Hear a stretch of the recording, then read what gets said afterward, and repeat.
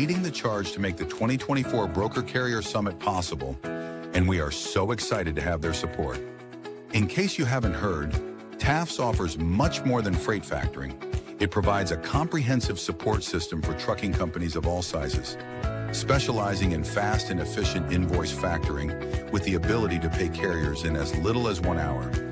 And TAFS services go well beyond factoring, offering a fuel card that unlocks major fuel discounts, flexible business loans that are designed to cater to the distinct needs of a carrier's operations, a dedicated, responsive client experience team, and much more.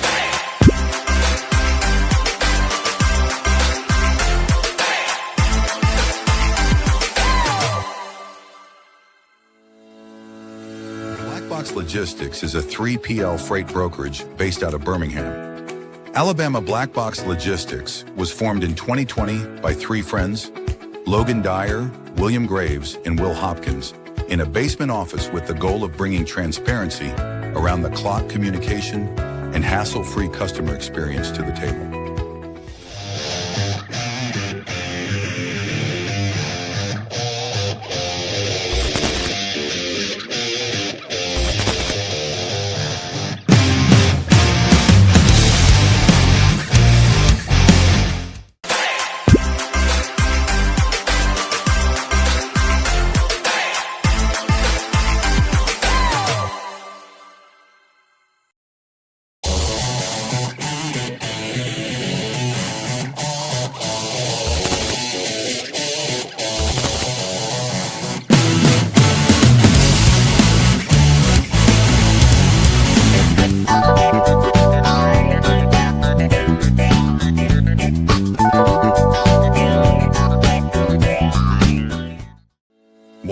is an AI-powered call automation platform built for freight brokers, designed to screen every inbound call in real time, block spoofing, phishing, and double brokering scams, verify compliance through integrations with FMCSA, Highway, and My Carrier Portal, and automatically connect brokers with qualified, vetted carriers, all before a human ever picks up the phone.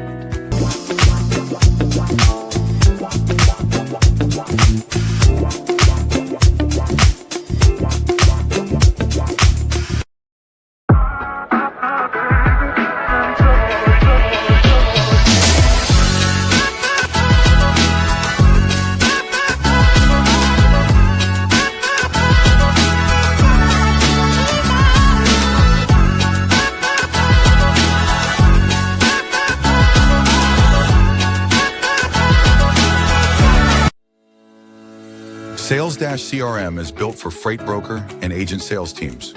Manage your shipper prospecting and follow-ups. Organize your carriers in the lanes they run.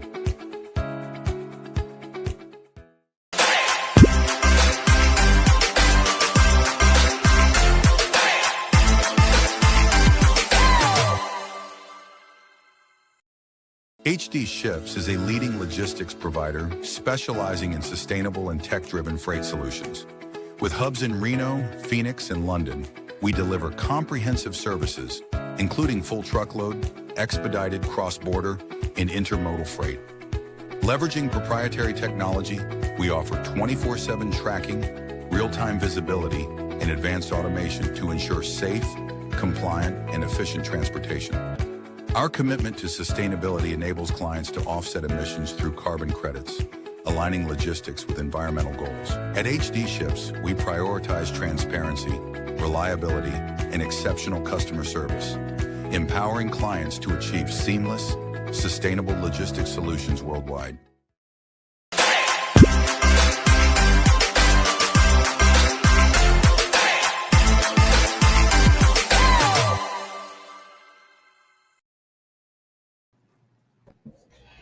Happy Thursday. Yeah, man. Happy Thursday. How's everything on your end in Chattanooga? Well, it's good. The Text Locate crew was nice enough to let me use their office. I'm waiting to get Wi-Fi for my apartment. The hotspot worked fine for like just working, doing recruiting because I'm on my phone so much anyway. But for the podcast, I didn't want it going in and out. So I don't know how the view's kind of like a parking lot here, but it's nice in downtown. Yeah, it was better than the virtual background that you've been rocking with the with the old time piano. Is the text locate crew around you? Can they hear us right now? They're out in the main room. I shut the door. I didn't want to disturb them. In case they're cold calling or on customer calls. So I'm in a conference room. Awesome. We'll first show from the new headquarters at Text Locate, but Chattanooga. Yeah, it'll be fun. I'll probably have my background on when I'm doing it from my apartment, just with the view of the water. So, and then I'll start turning on put the piano to rest. The old virtual background. Well, before we get into this one, let's give a shout out to our sponsors. We've got Wirebee, preventing fraud, essentially an AI inbound call filter. They're doing great work. If you imagine all the time that your reps are spending sifting through that, and then then unfortunately, if and when somebody gets through, stolen loads, lost customers, none of that's good. And then we've got Black Box Logistics, which was recently named the People's Choice 3PL down in Birmingham, Alabama. That's a great group there. We appreciate your support, Black Box. Thought we were skipping over them today. HD Ships for our recruit agents. If you want to be an agent, love to chat with you. Sales-CRM. Will just made a post about them today. They're our OG sponsor. They've been sponsoring us since before the show went live. So well over a year now. Is it hard to believe we're coming up on like 18 months of the show? Yeah, when I was making that post, I wanted to say something about an hour 70 episodes in or whatever it is. But I quit putting the numbers in the live, so I have no idea. I could go and look on Spotify, but yeah, man, it's I don't know. It feels like yesterday. At the same time, it feels like it's been quite a while. But yeah, I mean, we've probably over 70 episodes now. Yeah, I mean, we've done weeks with 2. Generally, it's 1, but yeah, it's got to be close to 70, I would think, or over. And our banner sponsor, Tafts, they also renewed last month. They haven't been there since day one, but pretty close to it. It's been about a year with them. Top 10 factoring company. We've met Rob and Ryan in person. Fantastic guys. Definitely reach out to them if you're looking for factoring. Yeah, tell them that the Dawgs sent you. Well, I'm excited about this one. We're having Kyle Wilson on the show. I met Kyle for the first time this week through an intro from a mutual friend, and Kyle's got quite the background and experience. And then when we announced the post, we had a few people that were speaking out, really excited. We've got one right here who's tuned in, Josh. He says LFG K Dubs. Quadruple X-Fam. Yes. K Dubs. All right, man. Well, let's go ahead and bring K Dubs out on the stage. Kyle, thanks for joining us. Guys, thanks for having me, and congrats on 70 episodes in a year and a half. Did you guys, when you did episode 1, think you'd be doing number 70 one day? We hoped, but I don't know if we really thought about it. Did you, Will? No, I definitely didn't. Episode 1, we had on Matthew Leffler, the armchair attorney, and he was talking about non-competes, non-solicits. And I remember vividly, this is before I'd really built out my personal operations team. I had fires going everywhere. First episode, we're live, so we're not recording, editing, then publishing. But I'm just like basically looking down the whole time, trying to put out fires, basically not present. After the episode, I was like, man, I don't know if I'm cut out for this. But, here we are 70 episodes later. So it's been a journey. It's been in the post I made, I said it's one of the most rewarding projects I've been a part of, just having people from all walks of the logistics landscape on the show. I've learned a lot and have really enjoyed it. Yeah, you guys, what's cool from my standpoint of being an entrepreneur that's founded 2 businesses is just, watching you guys and your entrepreneurial spirit. Like 2 dogs, 1 pod is a household name in freight. And, to do that, so quickly is interesting. And like, honestly, you guys are so I was like, wow, what a nice podcast to be on. So just congratulations on getting that notoriety as well. Awesome, man. We appreciate the kind words. Real quick, I'm going to mute and unmute you. You kind of went out there. Will you say something real quick? I want to make sure we got good connection for you. Yeah, so I think my connection's fine from what I know. I'm sorry if I went in and out. No, perfect. Just towards the end there, but you were. Could have been on our end. I keep telling Will to let me take over the technology, but no, this is okay. Well, time out. This is crazy. Every single week. Quick story. So we have a WhatsApp group with the guys that do our graphics, all that good stuff. We have a guest, we line it up, we tell them, hey, the show's on this date at this time. I send a calendar invite. We make a post on LinkedIn, and every single week, day of the show, Matt texts me. He's like, hey, like today, he said, hey, 4 p.m., right? I said, no. Then he sends me a screenshot of the calendar invite and says, that's what it says. I said, no, Matt, it's at 2 p.m. And it's also, you have a calendar invite. It's in the WhatsApp. It's on the LinkedIn. And now we're going back and forth so Matt will never be our CTO of Two Dogs, One Pie. No, I mean that's funny, and you guys know where my wires really get crossed is when you're in a different time zone scheduling meetings for the future week. That's exactly. When that's a tough one. Exactly. Yes. Well, yeah, it's tough with Matt because I mean, one day he's in Tennessee, one day he's in Minnesota, one day he's in Columbia. You never know where this guy's going to be, so it can be tough to schedule with him. Well, Kyle, kind of give us a little. I know Will knows a little bit more about you. I looked at your background. That's what kind of makes this show fun. Sometimes Will schedules the guests, sometimes I do, so it makes it fun. But obviously, you got a big background. I know a little bit about Yellow Diamond. I read up a little bit about Thrive, but yeah, maybe kind of give the viewers just kind of a brief background of yourself. Yeah, no, I'd love to do that. So, again, I'm Kyle Wilson. Thanks for listening. I'm in Atlanta, Georgia, right now. Originally from Annapolis, Maryland. I moved down here in 2005 to go to Emory University. I graduated in 2009 with an economics degree.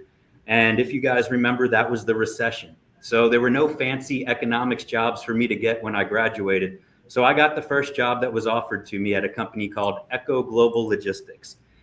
Truthfully, guys, I had no idea what an account manager was when I took the job.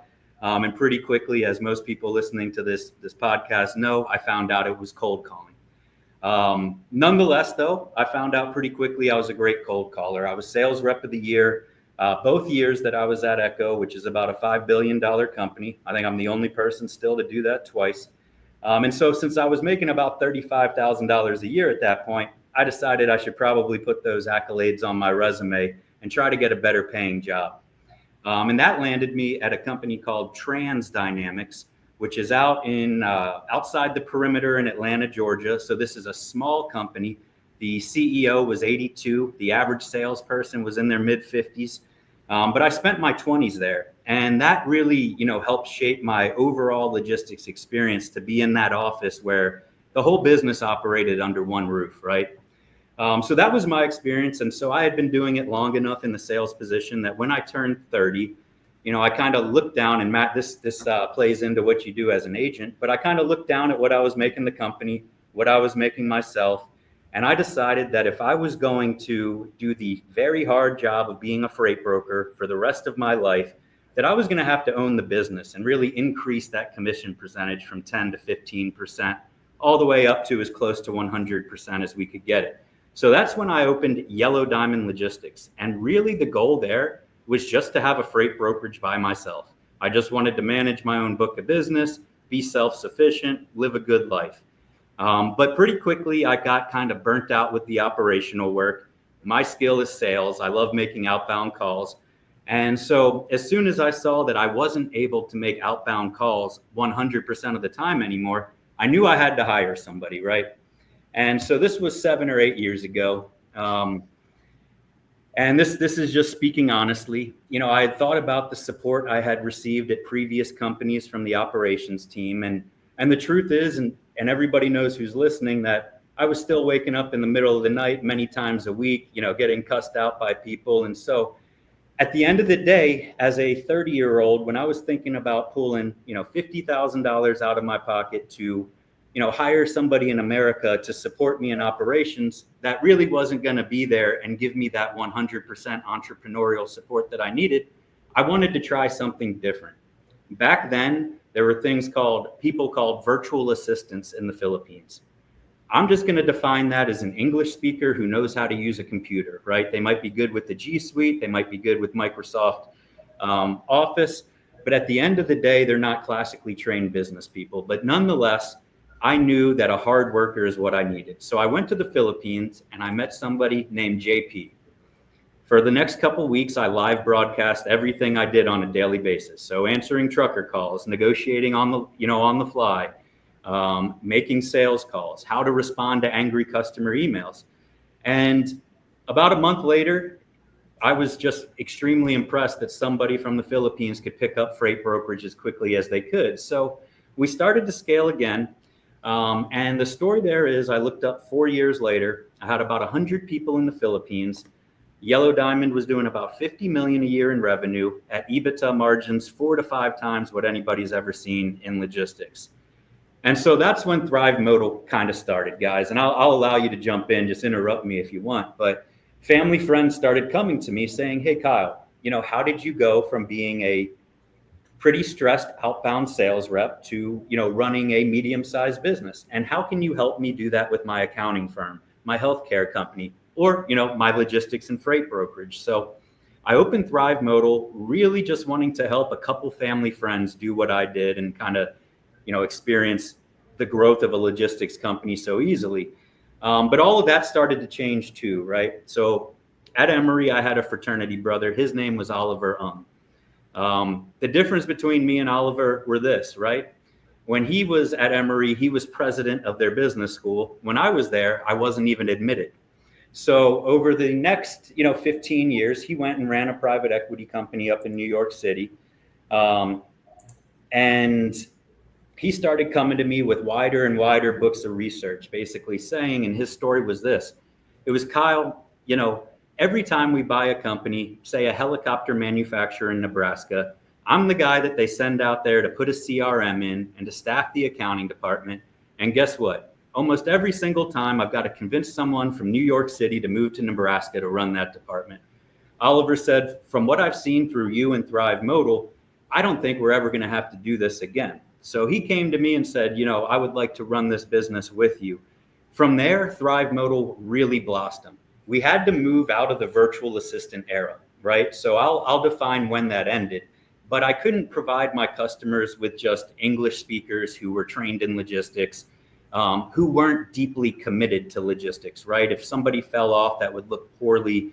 And so I had to solve that problem that a lot of people are experiencing today with a lot of their outsourced providers.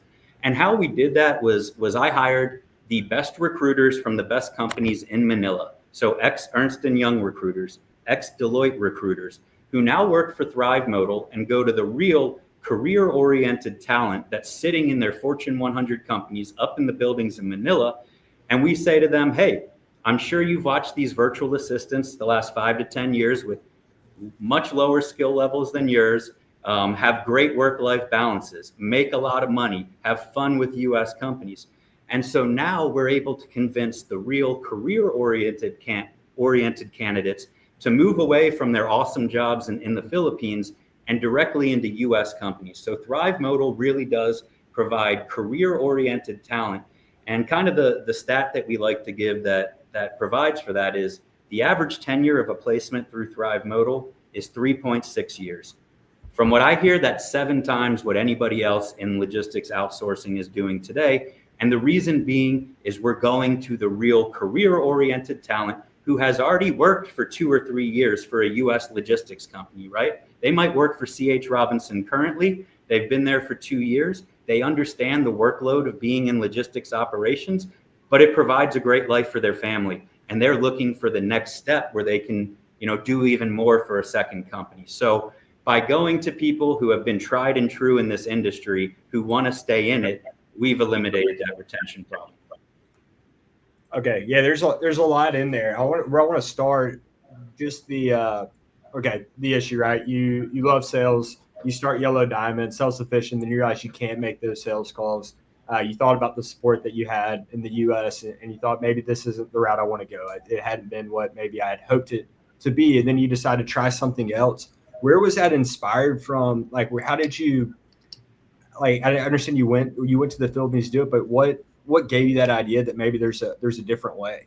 No, Will, that's a great question. And in all the years I've been doing this, no one's asked me that. But a lot of people have read this book. The 4-Hour Work Week by Tim Ferriss was the first time I saw kind of virtual assistants being mentioned.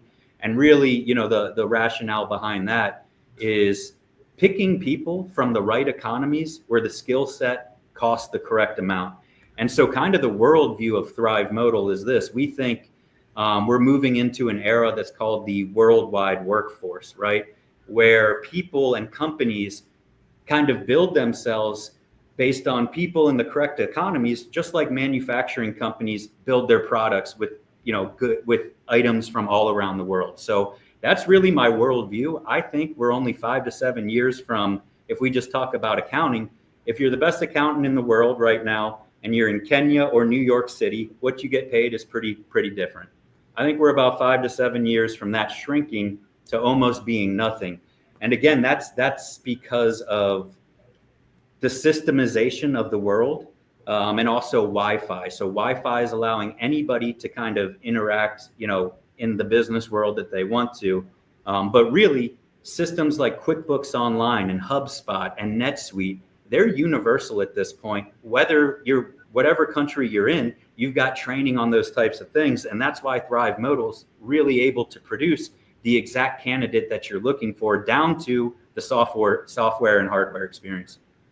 Yeah, worldwide workforce. I like that a lot. We were talking about it, reminded me of that book one, and also some Dan Martell stuff about so I think a very common theme, or at least my experience is similar to an extent, right? Like I found when growing this company, there's certain tasks that should be offloaded.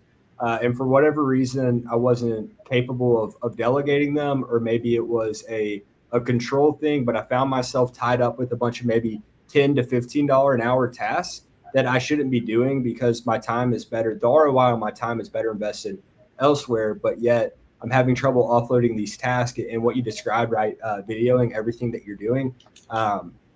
Man, I guess I was super ignorant, but like 6-7 years ago, I was just thinking about like certain things, training humans, like you can't, there's just certain things they're not going to get it. But, from today, I mean, it's much different. We've done some similar things with some staffing companies also in the Philippines. We talked a little bit about that. And yeah, I think that's a very common problem for people looking to outsource, not outsource, but even in office. Do I want to pay somebody $52,000 a year to do this role that maybe, it doesn't warrant that much? So how do I get the most utility out of my money here for my company, for it to grow and invest it in the right places? And that's a huge one. I think you said 5 to 7 years out, but even as of late, it's becoming, I don't want to say it's hot. Pretty much everybody to an extent is offshoring or nearshoring in some capacity, at least from what I'm seeing in logistics. And Will, that's a good point. One thing I do want to touch on is, you mentioned the onshoring as well. So if you believe that, this is becoming a worldwide workforce, where you build your operations team is important, because you want to have a long runway for where there's still, financially, positive for your organization. And what we see is in Central and South America, that runway is about 75% up, where in the Philippines, it's about 35 to 40%. So I think, if you build something in South or Central America, it better be because you need Spanish. Otherwise, you've got to be across the globe in the Philippines. Additionally, the English score in the Philippines is a 62 out of 100, where Central and South America, even the most educated areas, is in the 40s. Yeah. So, Mike and Matt, I don't mean to monopolize all these questions. I got a bunch when you're done on this. It's just going to be my last one, I guess. So Black Box, we've used a few different areas, right? And there's some that you mentioned, right? So Colombia, like Ukraine, Serbia, and the Philippines. And yes, we've been very pleasantly surprised, I guess, with the Philippines. That's been our best experiences, where we have the most offshore employees is the Philippines by far. And maybe it's a cultural thing, but it seems, at least the ones that we have, it seems like they've really bought in. They feel a part of Black Box and the family, and they take a lot of pride in their job. They're very respectful. And my experience with the Philippines as a whole, with the staff that we have, has been nothing but, it's been nothing but good. We really enjoyed it. I love to hear that. Matt, you got some questions?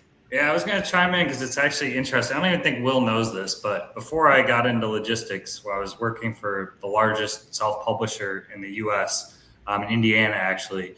We had 300 employees in the Philippines in Cebu City. And it was really interesting because they were our whole payment central. So the sales team, when I had an order, we would send it over and they would do that. But they also, when COVID happened, and the book business kind of went out, they cut down half of the sales force. Luckily, I kept my job, but they just kept moving more and more to the Philippines. So it's kind of interesting to me that the logistics community is a kind of against, and this is whether it's Colombia, Philippines, or where, they're not really giving too many sales roles over there. But it was interesting because long before I got into logistics, I saw that being done in the Philippines on a very large scale. So it definitely works there. I have a little bias because I enjoy going to Colombia. It's the first time I've left the country, but I've definitely seen the benefits of the Philippines. I am curious as well too, and then I'll shut up, because what's kind of like the main difference between a virtual agent and like a rep over there? Because honestly, I wasn't really familiar with the virtual agent until I was talking. Our largest agent just signed on, I think, 2 or 3 virtual assistants in the Philippines. And I didn't really ask too much, but I kind of was like, okay, you're just hiring offshore reps. But he was telling me he got it for like a price of like $1,000, $1,200. Now he's having to do a lot more hands-on training in that. But yeah, the virtual assistant thing seems to be the second time I'm now hearing about this in a week. So I was kind of maybe just curious, kind of the difference between, you kind of touched on it some, but because the cost difference he was saying is like pretty substantial between a virtual assistant and then hiring somebody, whether it be in Colombia or the Philippines or Ukraine. Is that like a tough sell in that regard? Or maybe just want to elaborate a little bit on that. Yeah. So the virtual assistants in the Philippines, again, these aren't per se people who have worked in large businesses or medium-sized businesses for the last couple of years. In general, they are people who have grown up in the computer era, so probably our age or younger, who are trying to get their first jobs by applying to US jobs online. So to me, that's what a virtual assistant is, more of a freelancer. The problem again with them is there's nothing to kind of keep them from applying to jobs while they work with you, having multiple jobs. And that's why you see those rates get so low. People aren't actually living off those rates. They just have multiple jobs. Mm-hmm. To talk about what Thrivemodal does, right, and how that's different than a virtual assistant, I like to highlight the job that, in my mind, is when I changed Thrivemodal from a virtual assistant company to the worldwide workforce and one-for-one staffing the exact candidates you want in the US with the exact job descriptions that you use to hire here. And that was 4.5 years ago. I went to a conference, I think it's CEO Coaching International, which for business owners who are listening, if you don't have a CEO coach, you've got to have one, someone who's seen, the road ahead of you. It's worth its weight in gold. Well, where was I going with that? So sorry. I went to the CEO coaching conference, right? And I came back and somebody called me and said, Kyle, I love what you were saying you could do offshore. And then he says to me, can you find me an electrical engineer with a master's degree to work at my solar panel manufacturing company in New Jersey? And at that time I laughed. I said, hey man, I don't know what conversation you were a part of, but there's no way that I said we could do anything like that. But I knew the guy well, and I said, nonetheless, though, if you don't hold my brand to it, you don't hold Thrivemodal to it, let me go out and see what I can do. I found a guy named Daryl Latrada with a master's in electrical engineering. He ended up replacing a University of Delaware graduate who had been at that company for 7 years with the same master's degree, whose salary was $180,000 a year for $16 an hour. Over the last 4 years, I've watched Daryl climb to be number 2 at that company. So he handles all of project management. So submitting the solar drawings to the state of New Jersey, managing their response times. If they change the drawings, he's got to re-quote with the vendors, get a buying experience from his customers. When I saw that happen, that's when my mind said, there's something else much more different going on here. We can't just call these people virtual assistants. And why did this happen? And that's where I started to formulate, this worldwide workforce, that Wi-Fi and the systemization of the world has allowed these candidates to plug in way stronger than they ever could, right? If you imagine 30 years ago, outsourcing, you had to print out all your materials, mail them over there with some US teachers, get a building, sit them in a building, teach everybody. And then maybe you would have a good offshore team. Now everybody's ready, already knows the stuff that you're using, and they understand how your business works too. So it's just a completely different time. And I was kind of thinking about this as well too, because we had I don't know, maybe about a month and a half ago, we had David Bell, who founded Lean on the show, but he's not in that actively involved in that the offshore and nearshoring business now. He's doing AI, and Will loves AI more than I do. I like automation. I'm an automation guy. I'm skeptical on AI. But we've had a couple of those guests on, and their big selling point is this: you don't have to use as many offshore companies, because this can replace that. I'm kind of curious your thoughts on this too. I'm not sure what my opinion even is. It's just kind of interesting. We've had a lot of smart people that have maybe a little bit differing opinions on this. Yeah. So my opinion, I guess, is this, right? So, if you've been a customer of an outsourced company in Central or South America, what you've probably experienced over the last 5 years is increases in prices, decreasing in the quality of people, and a decrease in how long those people stay with you. And the reason I believe is because logistics is a hard job. When those companies started out in Central or South America, the masses just rushed into them saying, great, there's these jobs, you just need to speak English. We're really excited. But over time, as the people saw just how hard it was to work in logistics and just how strenuous the US logistics leaders push its people, I think you saw people start to move out of those areas. So let's just say a company started in the capital of Colombia. Well, what we saw them do after that is then they had to move to the suburbs, right, to get a whole new group of people to come in. And now they're even in the rural areas and other countries. And to me, that's because the talent is realizing, hey, this is too hard of a job for what it pays in Central and South America. And that's my honest answer. And you guys, going into it, when I grew Yellow Diamond, right, the reason we're all in logistics was we saw a great path to a future for ourselves that we could grow for our families and all that.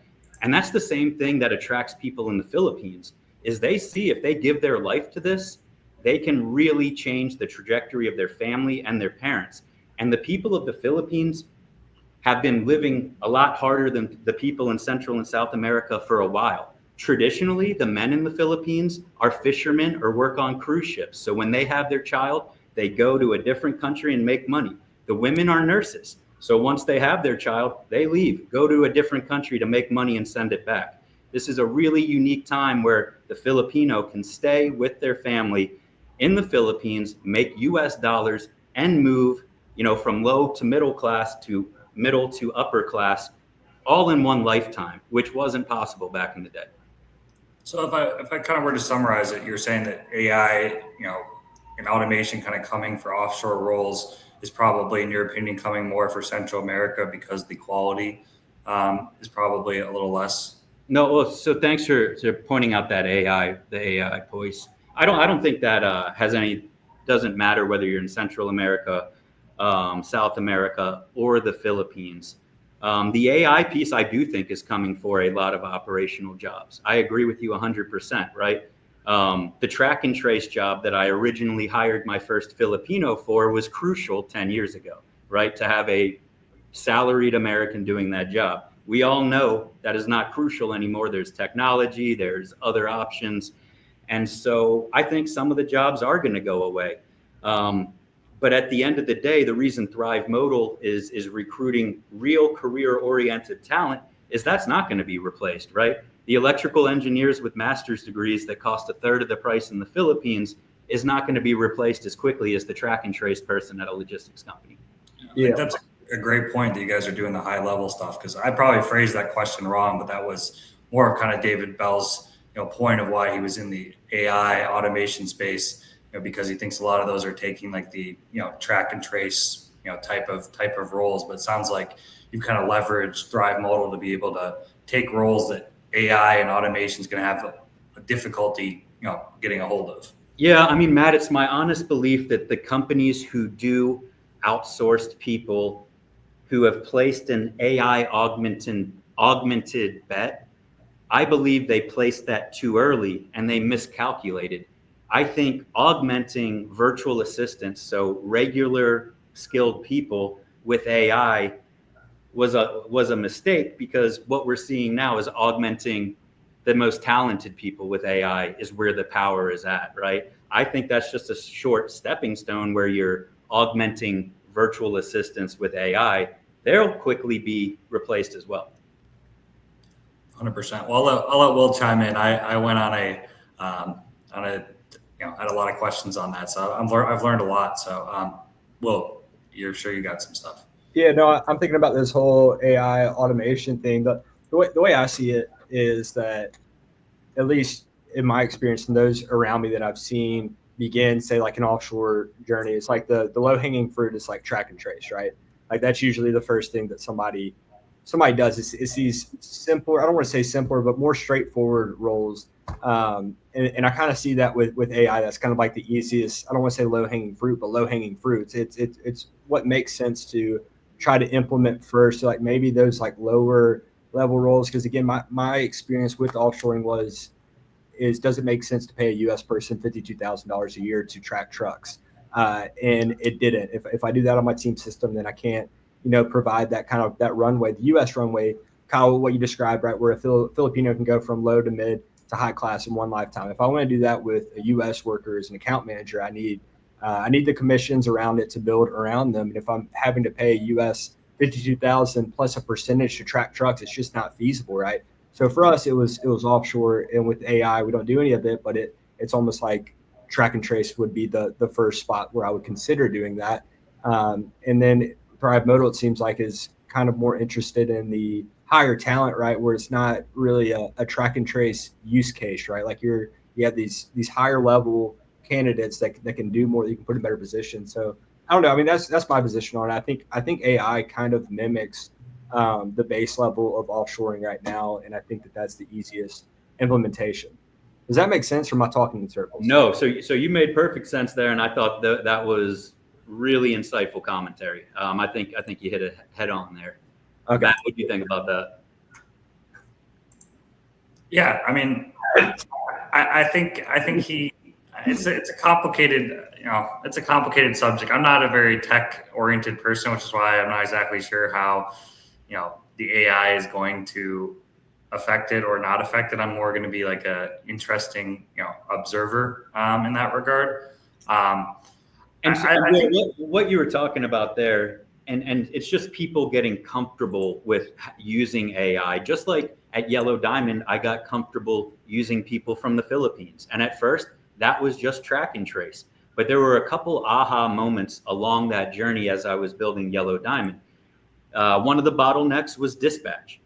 Even once I had started working with my guy from the Philippines, I still had this thing held inside of me thinking somebody from another company from another country can't dispatch. It's too much to wrap your head around, right? Too much is moving every day. How are they going to do the pricing?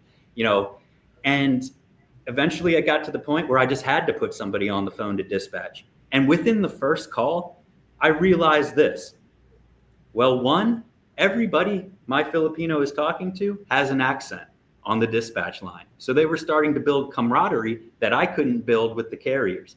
Two, in those tough situations when I'm just trying to get back on the phone and make more sales, and I would have given away $100 or $200 or $500 to get a load covered, a Filipino is not going to do that. They might give away 20 or 25 or 30, but it is not in their DNA to even get into the 50s or the hundreds, right? And so it was things like that when I saw that happen and click, where I went, wow, I couldn't have been any more wrong about what I thought about this and my perception. And another one of those bottlenecks also occurred when I thought I needed to be the number one account manager for all of my clients, right? I believed, just like many brokers today, that my logging into DAT and predicting things, based on what hour it was and how the day was feeling, was better than everybody else's. So I hit a bottleneck, and one day I had to say to one of my guys in the Philippines, Kevin Lim, I said, Kevin, we're just going to have you start quoting now. You've been watching me for 2 years. You're going to screw a few things up. I'm okay with that. But at the end of the day, we're going to create you into a quoting machine. And at that point, my book of business might have been $80K a month. As soon as I removed that bottleneck, within a quarter, I went up to $250,000 a month. And so these are all areas where I held on as long as I possibly could, thinking only I could do it or only I had this special ability. And then in an instant, I was shocked and amazed. And so those are the stories that I love telling. Another thing that's important to talk about here is this, right? When you think about offshoring, a lot of people think of it as cheap or abandoning America. But at the end of the day, it's really this, right? The inflation in the United States has created an issue where $50,000 and even $60,000 jobs don't create enough utility for the people in them to want to stay, right? However, these exact same jobs in the Philippines, paying a third or a quarter of the amount, are doing the following. So when I go to Bacolod, which is where a lot of the Yellow Diamond employees are, the guys who have been with me for 5, 6, and 7 years now pick me up in their brand new Toyota SUVs with leather. Their drivers are driving their cars, and then they drive me to their new community where, if you've been at Yellow Diamond for 5 and 6 years, you're able to afford a brand new Chinese prefabricated house, which is a huge upgrade from the normal living quarters. So again, when you think about the rigors of logistics and why Matt and Will, you committed your life to it, is because you see a great future, right? When you take that out of this equation and you're just like, hey, do this job for $50,000 a year and you're not going to be able to pay your bills, it doesn't work. And so that's why, again, to the American business owners still holding on to that, saying it's got to be done in America, well, you're deciding to keep a bad seat at your company and create poor utility for that individual. So as a business owner, you're the only one that can make that decision. Am I going to remove a bad seat from my company, or am I going to move it to somewhere that it's a good seat? And if you think about it like that, it makes perfect sense. That's a great frame. That was a bunch of really good points. How is it visiting the Philippines is my question. So here we go. I'm just curious, just to make it a more lighter comment. I never left the U.S. 3 days. I never left the U.S., but I did enjoy visiting Colombia for a variety of different reasons. But I've actually thought about visiting the Philippines, but is it the time difference? Like, do you have a lot of customers of yours that want to come out there and meet their employees? I know that's common in Colombia because it's easy with the time zone difference working for the U.S. company, but is the time zone difference like an issue for visiting, but probably more so like, the talent pool, because does the talent pool want to work, overnight there? If there's another, U.S. paying job that maybe has a night shift in the U.S. that's a day shift there, how does the time difference kind of factor into things? Yeah. So to answer, for the people who are working for you, how it works, it is actually advantageous. So it's a 12-hour difference. So if they're starting their shift at 8 a.m. Eastern time, it's 8 p.m. in the Philippines. So these are people with families. They're putting their kids to bed. Their kids are going to sleep. They're working until 5 a.m. their time. When their kid wakes up, they make them breakfast and they take them to school and go to sleep. Now, to us, that sounds rough. But to the Philippines, where you're used to going to different countries to make your money, it's honestly a great reprieve for them. So that's the answer to that question. As far as visiting the Philippines, guys, there's a lot of great stuff and some interesting stuff, and I'll try to touch it all, and make some people laugh. But once you get to the Philippines, I would describe, getting to the different islands, kind of a mixture between the Greyhound station in downtown Atlanta and the jail, right? So it's in between the two of them. It's sometimes the bathrooms aren't working, if not all the time. There's not room for everybody to sit, and the folks around are the folks around. So when you're going to the remote islands that maybe not a ton of U.S. business people go to, that gets a little bit interesting. But as far as a place to go and have fun and meet awesome people, I'll tell you about my experience. The first time I went, I spent a week with my people in Bacolod, a week with my wife on some nice islands in the middle, and then a week in Manila. Now, when we go back, we've removed that kind of Western vacation part where we go to a nice hotel and sit on the beach, and we stay with our people. Like, our people just want our time, and they give us the best experience. Linus, my marketing manager at Thrivemodal, right? This time when I visit him, he's going to take me to a volcano, and we're going to go hang out. We're going to go see it. And so when you have people over there who you've changed their lives and they want to show you their culture, to me, that's been the best vacations in my life, well beyond, sitting at an expensive resort on the beach and drinking, right? The people there are what makes it just the best country to visit and the best people to work with, right? When you work with the Philippines, it's a message of gratitude. And that message is often missing in US business right now, right? We look at the people who are working for us, they look at us, and we just don't think they're giving enough. They don't think we're paying enough. And that gratitude that maybe our dads felt or gave, is not there anymore. But in the Philippines, it's very much so alive, right? That gratitude, or the American dream, so I call it, which the American dream here is tough. Those entry-level jobs at $50,000 and $60,000 aren't doing what they did in 1950. You're not getting a mortgage in a house with a white picket fence. But guess what? Those American jobs in the Philippines, what I just described with my guys showing up in Toyota SUVs with leather in their brand new houses, you've just got to put your American dream in the right spot. How about, I love that, because that's kind of what I experienced. I imagine that's similar to Colombia, or who knows, even maybe more of a pride, but the pride in the work and being appreciative, something I definitely felt there. What about the safety out in the Philippines? Is it pretty? Because I noticed maybe some people kind of exaggerate that in the U.S. They all told me that I'm going to go die out in Colombia and friends and family. And is it the same kind of thing in the Philippines? Does the U.S. government kind of exaggerate the level of danger of visiting there? Absolutely. I've been many more dangerous places, and I'm like you, Matt. I haven't been outside of the U.S. often.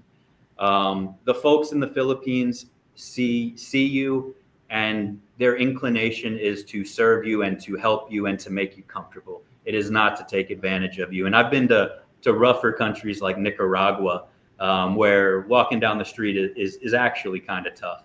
No, the Philippines, you're absolutely fine. And again, the average person in the Philippines is about 5 feet tall and 120 pounds. So as an American over there, you're usually good to go. I guess maybe to end, because I've had, we've obviously, I'll just speak to our company. We have about 20 reps through a Colombian, offshore company.